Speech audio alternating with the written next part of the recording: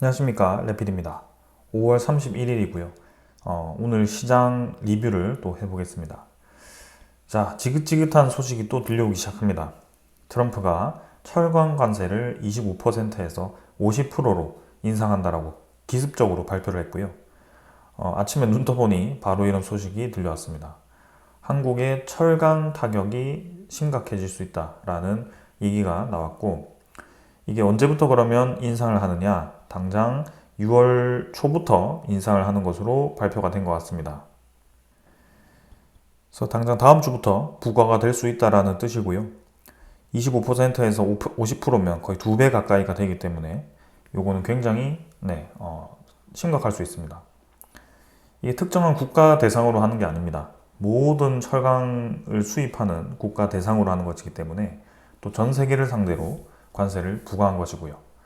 미국에다가 철강을 많이 수출하고 있는 우리나라, 중국 이런 기업들이 국가들이 일본도 마찬가지죠. 타격을 받을 수 있습니다. 근데 이 철강에 대한 소식이 일본 제철이 이번에 US 스틸을 인수하고 투자를 했죠. 근데 트럼프가 승인을 하지 않다가 최근에 승인을 했습니다. 그러면서 이제 블록버스터 협약이라는 표현 하에 미국 기업으로 유지가 되기로 했고, 일본이 아주 큰 투자를 또 하기로 된 겁니다. 그럼 트럼프의 목적은 딱 하나입니다. 무역 수지를 개선하고, 무역 수지를 개선하면서 본인들의 이 철강 산업이라든지 그런 제조 기반을 다시 미국으로 들여보내는 것이 최종 목적입니다. 그래서 그게 지금 US 스틸이 될 수 있는 그런 상황이고, US 스틸 이 공장에서 연설을 했습니다. 미국 철강 산업을 더욱 탄탄하게 하겠다. 그럼 결국 저 관세는 뭐죠? US 스틸을 살리기 위한 한 방법이 될 수 있습니다. 관세를 부과함으로써 다른 이제 수입 제품에 대한 경쟁력을 떨어뜨리고 US 스틸에 대한 그런 자국 산업을 보호 무역으로 이제 키우는 그런 모습을 만드는 겁니다. 이게 지금 이제 기습적으로 발표가 되니 지금 이제 선물 지표에도 다 반영이 되지 않았고, 우리나라 지수라든지 미국 지수도 반영이 되지 않았습니다. 그래서 이런 부분들이 굉장히 지금 머리가 아프게 되었다. 상호 관세가 유예되면서 잘 지나가는 듯 했습니다. 그러면 지금 이제 상호 관세 외에 이제 또 보편 관세를 저렇게 때리면서 상당히 이제 많은 국가에게 타격을 주는 발표를 하게 됩니다. 지금 미국 내에서도 트럼프 관세에 대한 반대가 엄청납니다. 미국 법원에서도 지금 트럼프 관세가 월권을 했다라는 이유하에 1심에서 트럼프 상호 관세를 이제 중단해야 된다라는 판결을 내렸습니다.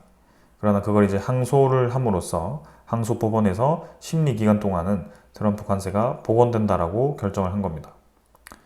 결론은 이제 또 재판이 지연될수록 또 트럼프의 관세는 아무 문제 없이 진행될 수 있다라는 것인데요. 이게 몇 년이 될지는 알 수는 없습니다. 지금 트럼프 뜻대로 당분간은 진행될 거고, 그 이후에 또 이렇게 보편 관세를 또 부과함으로써 큰 혼란을 주고 있습니다. 요거는 이제 피할 방법이 없다라고 발표를 했거든요. 상호 관세는 서로의 협상하에 상호 관세를 줄여줄 수 있다라고 얘기를 했지만, 지금 이 철강 50%의 관세는 줄일 방법이 없다라고 얘기했기 때문에 딱 목적이 분명합니다. US 스틸을 다시 부흥시키기 위한 목적입니다. 그럼 뭘 믿고 이제 투자자들이 이렇게 미국에다가 계속 안전하게 수출을 할까요? 그런 것들이 이제 머리가 아픕니다. 최근에 분위기 좋았거든요. 미국 4월 PCE 지표가 어제 또 발표가 되었는데요. 예상치를 하회했습니다. 그래서 트럼프 관세가 지금 우려가 되긴 하지만, 트럼프의 관세에 처음에 부과될 때 그런 인플레이션보다 뭔가 생각보다 이제 물가도 안정적으로 되고 있고, 그다음에 소비에 대한 둔화도 그렇게까지 심각하지는 않더라. 그래서 전반적으로 지금 미국 경제가 아직은 괜찮다라는 그런 평가가 있습니다. 그런 이 분위기 하에 미국 나스닥이라든지 한국의 코스피라든지 이런 지수들이 많이 반등을 했는데요. PCE 지표 같은 경우는 어제 발표된 것이 지금 이제 연준의 목표치인 2%에 가까워졌다고 합니다.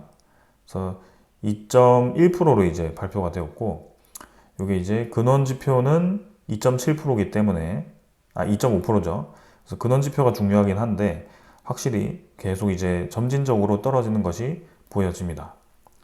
그래서 PC 지표가 지금 FOMC에서 가장 중요하게 생각하는 지표 중에 하나이기 때문에 저 지표가 떨어진다는 것은 이제 인플레이션에 대한 우려가 서서히 완화되고 있다라고 또 볼 수가 있는데요.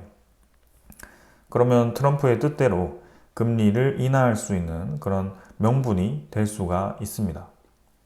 실제로 최근에 이제 그런 지표들이 연이어 발표되다 보니 이 미국의 10년물 국채금리가 계속 올라가서 우려가 되었던 그런 상황이었는데 서서히 이제 5월 22일자로부터 떨어지기 시작합니다. 그래서 4.39% 정도까지 떨어졌는데요. 그래도 여전히 높긴 하지만 아주 우려스럽게 올라가던 그 추세는 꺾이기는 했습니다.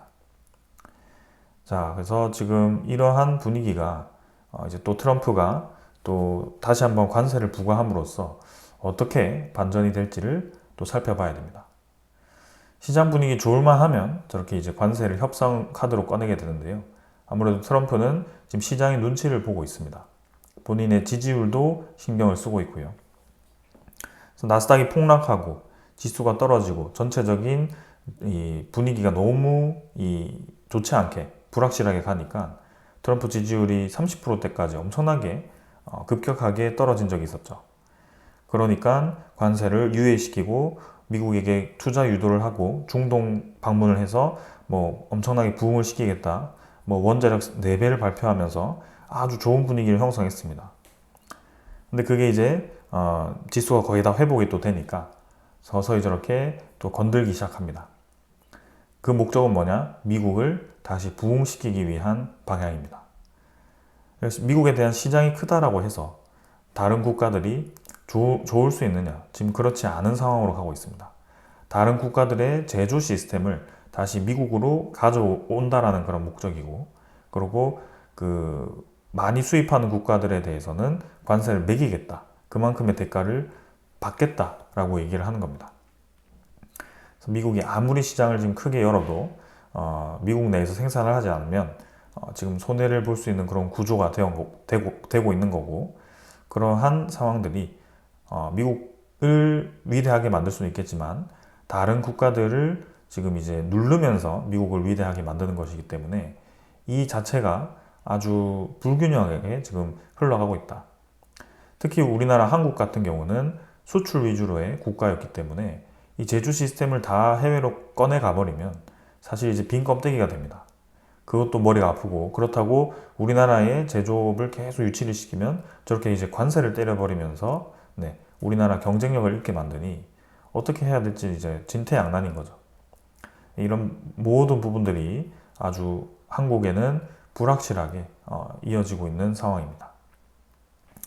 자, 당장 나스닥이 이제 어떻게 될지는 봐야 되고요. 지금 저 상호관세 말고 이제 기본관세죠. 보편관세 50% 때리고 그 외에 또 이제 중국과의 신경전이 펼쳐지고 있습니다. 자, 트럼프가 또 이제 중국의 제네바 합의가 위반되었다라는 얘기를 하면서 또 중국을 압박하고 있고요. 시진핑과 통화를 원한다라고 얘기를 하고 있는데 또다시 미중 갈등의 긴장 모드로 또 들어가기 시작합니다. 이 부분은 이제 중국이 히토류 수출을 재개하고 있지 않아서 미중 간의 긴장감이 다시 고조되고 있다라고 이제 얘기를 하고 있는 거고요. 이게 빠르게 진행되지 않으면 또 미국이 분명히 트럼프가 중국을 향해서 관세에 대한 언급을 할 겁니다. 그럼 시장은 지금 이제 완화되는 분위기에서 점점 다시 관세에 의해서 긴장되는 분위기로 형성이 될 거고, 아주 평화롭게 완화되면서 올라가던 시장은 다시 한번 크게 꺾일 가능성이 있습니다. 지금 한국에 대한 증시도 코스피 3,000포인트 요즘 얘기 많이 하는데요. 사실 완화되면서 잘 올라왔습니다. 근데 이 올라왔던 만큼, 쉬지 않고 올라왔던 만큼 빠르게 내려가는 구간도 있었다. 그래서 저 관세 부과가 당장 다음 주에 큰 영향을 줄 가능성이 커 보이고요. 그동안 리밸런싱이라든지 그런 외국인 투자자에 대한 수급이 아주 집중적으로 유입되던 종목들이 아주 크게 조정을 받을 수 있는 그런 계기가 될 수 있기 때문에 주의를 드립니다. 자, 그래서 과연 어떻게 될지 지금 한국은 제조 기업들이 아주 위기를 맞이하고 있습니다. 이제는 서로의 보호 무역주의 때문에 전 세계가 그 산업을 키운다고 하더라도 본인들의 제조 기업들을 키우려고 하지 수입을 해서 쓰려고 하지 않는 상황입니다. 지금 그러한 상황이 되었고요. 중국의 이제 덤핑 제품들이 전 세계로 쏟아지면서 지금 한국 제품들도 같이 견제를 받고 있는 그런 상황입니다. 유럽은 유럽대로 유럽의 제품을 쓰자. 미국은 미국대로 제조업을 다시 부흥시키자. 이러한 방향으로 가고 있고, 한국은 이제 점점 자리를 잃어갈 수도 있습니다. 그런 거 이제 좀 지혜롭게 대처를 해야 되는데, 당장 그런 불확실성이 지수를 끌어내릴 수 있다. 해외 증시 나스닥도 잘 올라왔지만 이제 다음 주에는 하락에 대한 가능성이 있고요. 당장 내일 위켄 나스닥을 확인해 보면 하락에 대한 가능성이 있어 보입니다. 일본 증시도 이제 꺾이기 시작하죠. 쌍봉 찍고 떨어지는 형세로 진행이 되었고요. 우리나라 환율은 1383원입니다. 잘 떨어지다가 이제 반등을 하기 시작하는데 이 부분이 이제 얼마나 올라갈지. 아주 인위적으로 이제 환율이 끌어내려졌는데 이 부분에 대해서 이제 다시 지수가 떨어지기 시작할 때 환율이 올라가기 시작할 겁니다. 그래서 원달러도 변동성이 지금 굉장히 큰 상황에서 어떻게 될지 보겠습니다. 자, 그러면서 미국의 1분기 GDP 성장률 잠정치가 마이너스 0.2%로 발표가 되었습니다. 원래 마이너스 0.3%였는데요. 0.1%가 올랐거든요. 3년 만에 역성장을 했는데 이건 이제 뭐 특정한 그런 이 분기였다라고 평가를 하는 것 같습니다. 그래서 오히려 이제 좀 더 시간이 지나서 2분기에 들어가면 이 마이너스는 회복이 될 거라고 예상을 하고 있는데요. 근데 이제 개인 소비 증가율이 이제 많이 하향 조정이 되면서 전반적으로 이제 지출이 좀 줄었다. 그래서 관세에 의해서 물가가 높아질 걸로 예상했지만 오히려 소비가 줄어들면서 그러한 부분들이 약간의 침체를 지금 만들고 있다는 것이 보여집니다. 그래서 향후에 대한 그런 반응들을 조금 더 살펴볼 필요가 있겠습니다. 아무래도 미국 경기가 조금 더 침체가 된다면 전반적으로는 이 에너지라든지 그런 이제 활성화되던 반도체라든지 그런 경기 민감 종목들이 굉장히 크게 타격을 받을 수 있기 때문에 이 미국에 대한 경기도 상당히 중요합니다. 그러면서 이제 들쭉날쭉한 저런 관세 정책, 그 다음에 전 세계를 상대로 미국의 제조업을 부흥시키기 위해서 전 세계를 계속 이제 짓누르는 형태, 이러한 것들이 계속 미국의 신뢰를 깎아먹고 있고, 그러면서 미국의 부채가 늘어나고 있는 이 상황이 결국에는 채권에 대한 시장 균열을 발생시킬 수 있다라고 JP모건의 CEO가 경고를 했습니다.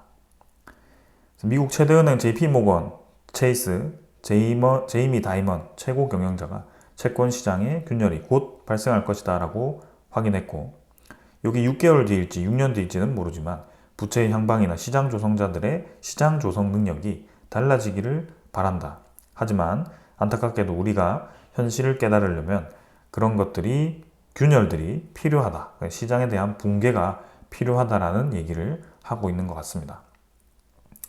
그래서 월가에서는 이미 부채 증가에 대한 불안을 보여주고 있고, 이러한 것들이 경제 위기로 발생할 수 있겠지만 그게 여러분들이 패닉에 빠지겠지만 JP모건은 괜찮다라고 하네요. 우리야 돈을 더 번다.